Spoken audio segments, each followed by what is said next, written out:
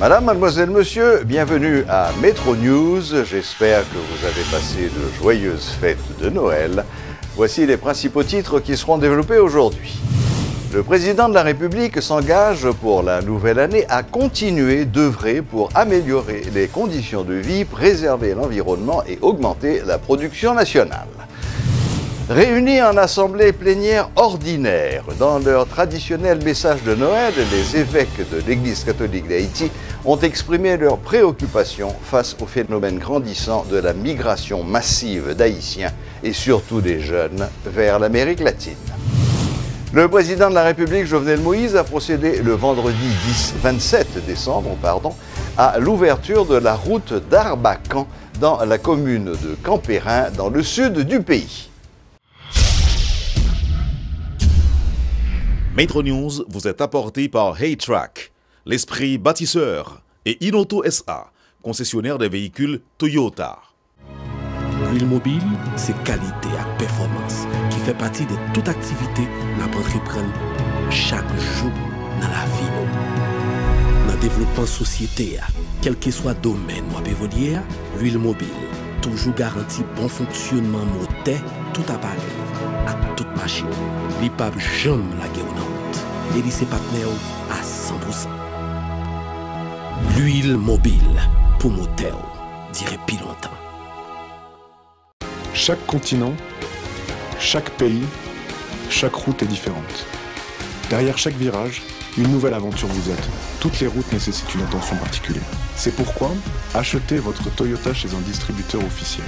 Vous obtenez un véhicule fabriqué spécifiquement pour votre pays, un service après-vente spécialisé and genuine spare parts that will make your investment and vehicle perform to the maximum.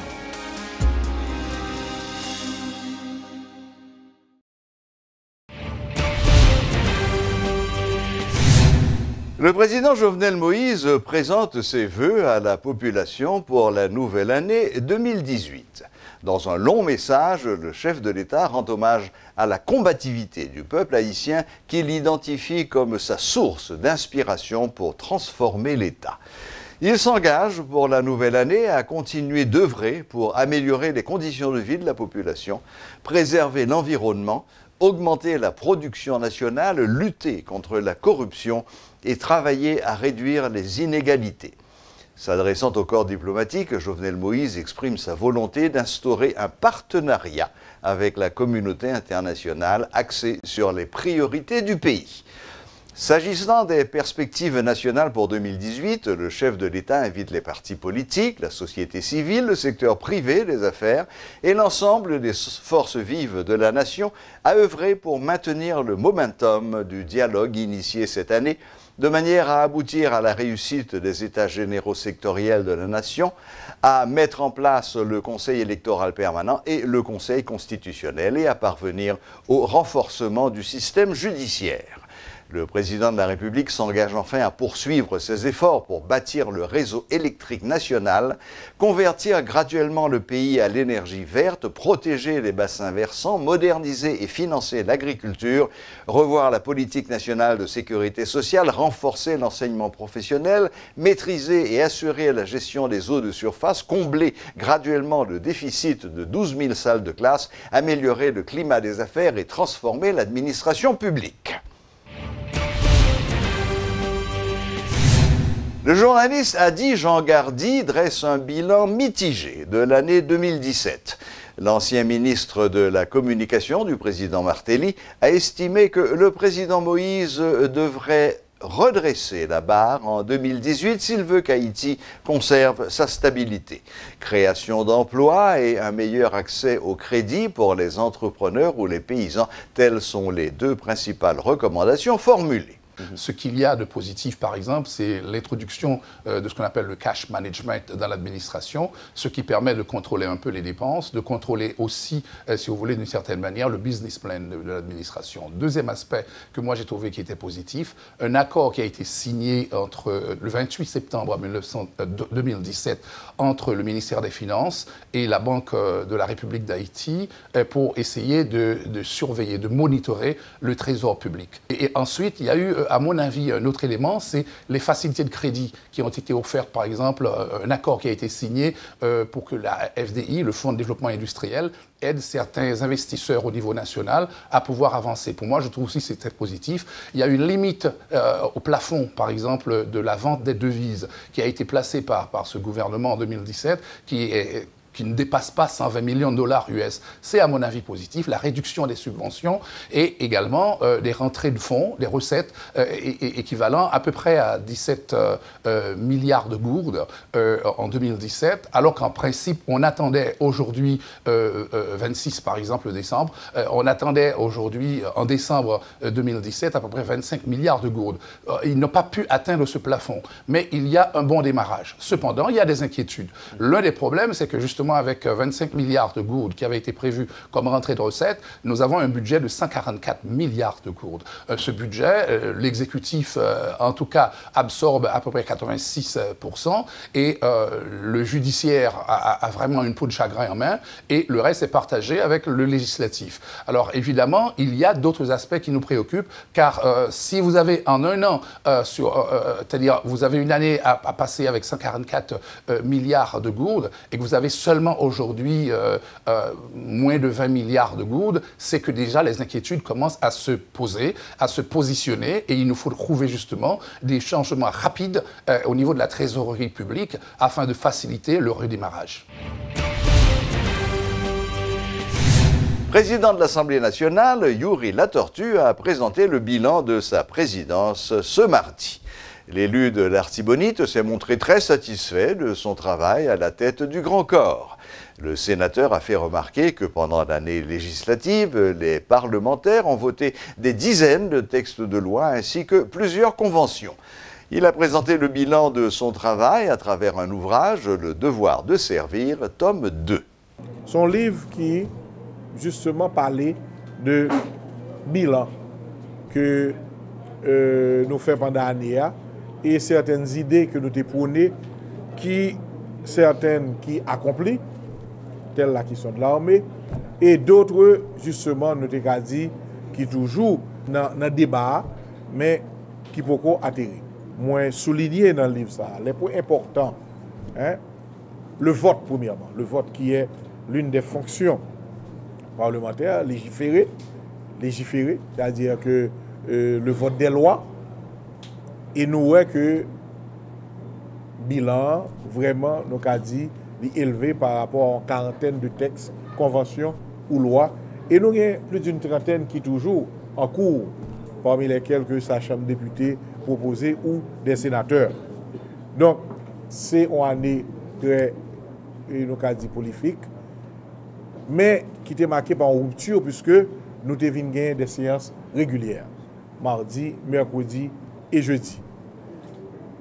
À côté maintenant du travail, maintenant du vote des lois, de légiférer, nous sommes arrivés, je vois le contrôle nous tout, par l'installation du mercredi et de contrôle, côté que nous les ministres des institutions d'État pour nous faire travailler. Et ça te permet justement de gagner pile d'informations que nous avons ou des sénateurs en commission qui t'ont justement fait des propositions au ministre, par exemple. C'est à travers le contrôle ça que nous sommes arrivés à soulever la question de l'électricité. Et nous avons voté une résolution qui permet que l'exécutif là gagne un acte légal qui permet de négocier contrat. Par exemple, la Banque centrale que nous avons rencontré avec elle, que nous avons demandé pour agir justement pour que le taux de change soit stable. Donc autant d'événements qui sont arrivés à partir maintenant du contrôle que le sénateur a fait. Et le contrôle aussi, c'est la question de décharge. Il y a plus d'une quarantaine de fonctionnaires qui sont arrivés à décharge par rapport au fait que des dossiers, nous avons dit qu'il y a une carence, rapport de carence, ou du moins, il y a une prescription, donc dossier ça qui est transféré dans la Chambre des députés. Les évêques de l'Église catholique d'Haïti, réunis en assemblée plénière ordinaire, dans leur traditionnel message de Noël, ont exprimé leurs préoccupations face à la migration massive et à la corruption. Les évêques observent avec inquiétude le phénomène grandissant de la migration massive d'Haïtiens et surtout des jeunes vers l'Amérique latine, Chili et Brésil, les Caraïbes et l'Amérique du Nord, Canada et États-Unis. Ce flux migratoire prive ainsi Haïti d'une partie non négligeable de sa jeunesse, de ses cadres. C'est l'avenir même du pays qui est menacé. Les jeunes d'Haïti peinent à espérer, à construire leur avenir dans un pays qui, à leur avis, ne leur offre aucune chance, aucune perspective d'avenir, ont-ils déclaré. Les évêques dénoncent aussi et surtout la corruption effrontée et éhontée qui s'affiche à tous les échelons de la société et qui devient endémique.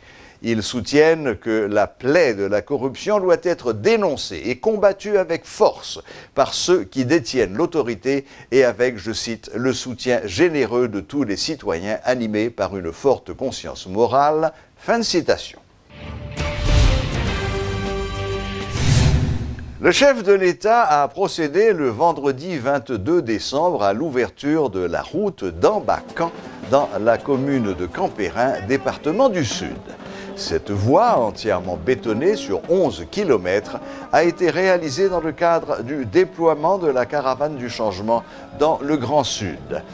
Le même jour, le président Moïse, accompagné du Premier ministre Jacky Lafontan et de plusieurs parlementaires, a visité la centrale hydroélectrique de Café-Lompré, habitation située dans le quartier de Trouin. Cette visite du chef de l'État participe de sa vision d'évaluer toutes les ressources et les centrales électriques en vue d'arriver à court terme à la rénovation du réseau électrique national et à l'électrification de tous les pays 24 heures sur 24, précise la présidence dans un communiqué. M. Moïse a constaté l'état de délabrement de cette infrastructure quasi abandonnée, instruisant les autorités responsables de prendre les mesures jugées nécessaires pour faire fonctionner à plein régime cette centrale hydroélectrique installée dans la zone depuis plus d'une dizaine d'années. Il a renouvelé sa volonté d'étendre les actions de la caravane du changement sur tout le territoire national d'ici le 7 février 2018. Le président assure que son action permettra de rapprocher l'état de la population afin d'offrir de meilleures conditions de vie aux citoyens, notamment ceux qui vivent dans les régions les plus reculées du pays. Mais béton qui environ 3 km, cette enquête là, Charladère, parce que nous connaissons route là, il faut l'asphalter net pour les autres caméras, pour nous passer soir, pour nous arriver sur route. Sur route nationale numéro 7 là. Pour nous garantir, son seul jeune qui a garanti, il faut la ravine dans curé. Et pour la ravine dans curé, collaboration par nous, c'est les mêmes mandés nous. Mais moi-même, pour voir nous, moi, je vais le travail pour que chaque dollar l'État me veille. Pourquoi nous comptons pour qu'il me veille? Parce que pour un boulevard, même Jean-Campérin a un boulevard, dans l'autre commune, ça veut dire pas oublier, département sud là et 18 communes, ça veut dire qu'il faut un travail dans tout. Pour toute commune, il y a un boulevard, même genre, il faut nous combattre la corruption. Pour payer de l'eau pour nous boire, il faut nous combattre la corruption. Pour payer de lumière, il faut nous combattre. Pour payer l'école, pour tout le monde à l'école, il faut nous combattre. Faut ne pas oublier la corruption, c'est moins que dit nous. Même Cléa, parce que depuis 30 ans, nous voyons comment le pays a descendu. Chaque monde qui vient, il vient avec un slogan. Côté pays, qu'on développe avec slogan. Le pays développe avec travail. Je dis, je viens là, je campe, je vais travailler ça.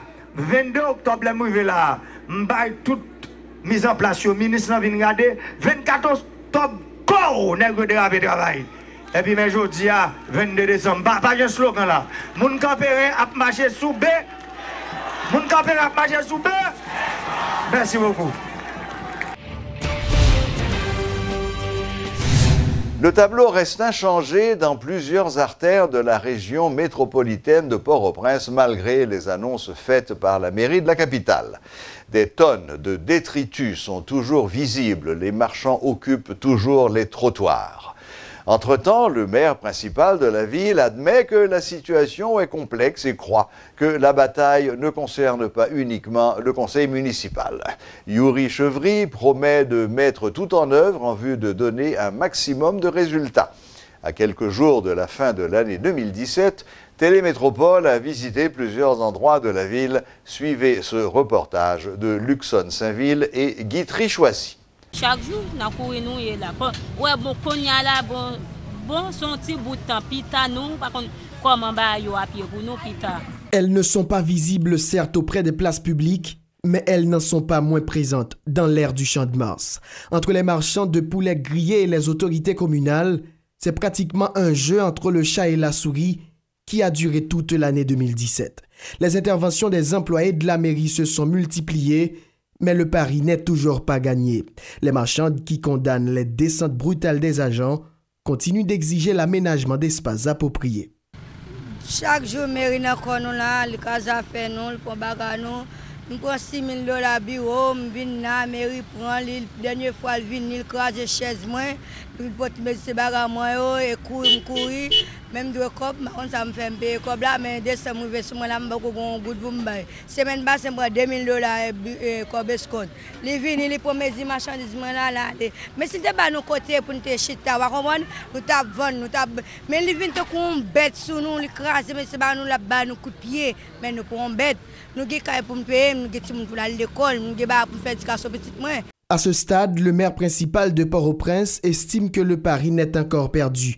Déplacer et garder les marchands loin du Champ de Mars, une opération qui nécessite des fonds, estime Yuri Chevry, en fonction depuis juin 2016. Nous déplacer en plusieurs fois, mais retourner, son pari qui m'a dit en pile cob pour nous continuer à faire suivi.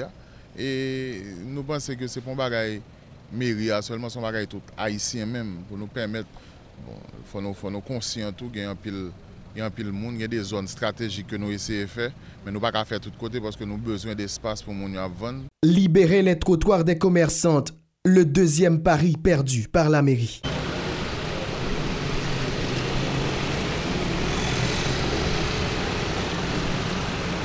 Midi, rue Oswald-Durand, commerce de toutes sortes, voitures mal garées. Dans cette zone, circuler à pied est un exercice difficile. Cet endroit ciblé par le conseil municipal n'est toujours pas libre. Le maire principal de la ville, qui évoque des problèmes socio-économiques pour justifier ce phénomène, annonce la reprise de l'opération de déguerpissement au début de l'année 2018. Nous avons choisi de mettre la police, de bâton, faire tout le bagage, mais nous pensons qu'il faut que nous jouions et faut nous balancer. Pour nous balancer, fin d'année, c'est là où nous permettre que nous manger pendant fin mois, ça, nous baillons un répit. Mais dès semaines après fin d'année, nous allons recommencer. Et comme d'habitude, essayer de prendre zone ça, rendre comment dire ça, accessible que possible. L'insalubrité, un défi majeur qui semble être difficile à relever à Port-au-Prince. Malgré l'opération d'assainissement lancée par le SMCRS, les amoncellements de déchets sont toujours présents. Au centre-ville, les détritus servent de repère et provoquent des embouteillages. Mais en tant que maire, nous constatons que pour tout Port-au-Princien, pour tout Haïtien qui vit dans la commune est extrêmement sale. C'est le premier citoyen de la capitale lui-même qui l'admet. Toutefois, Yuri Chevry n'entend pas baisser les bras. Malgré l'augmentation du nombre de camions, le problème est complexe et la bataille sera longue. Le président du conseil municipal de Port-au-Prince appelle le secteur privé à l'aide.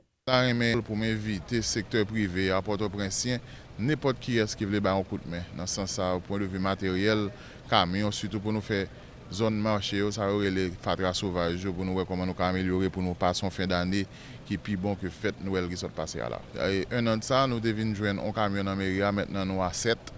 Et nous avons service dans moyen que nous gagnons, mais ils ont un coût, pas oublier ça.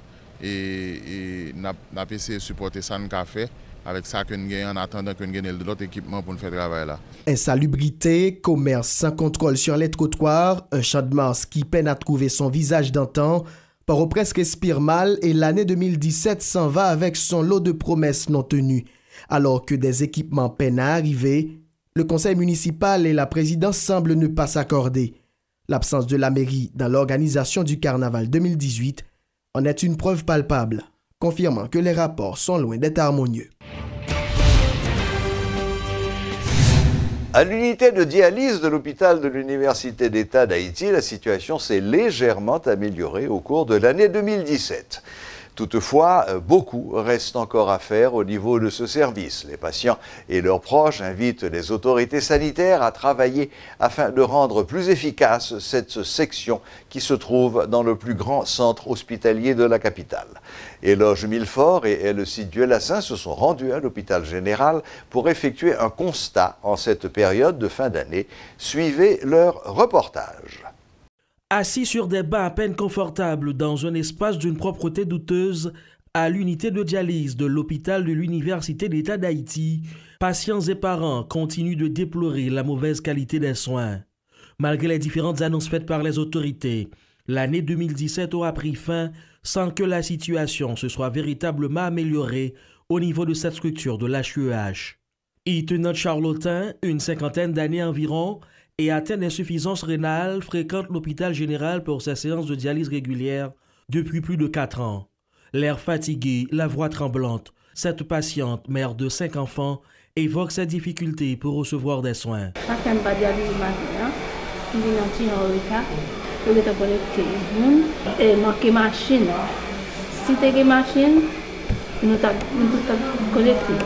Sur 8 appareils disponibles au service de dialyse de l'hôpital général, 3 sont tombés en panne. Cela fait plusieurs mois déjà et le problème persiste.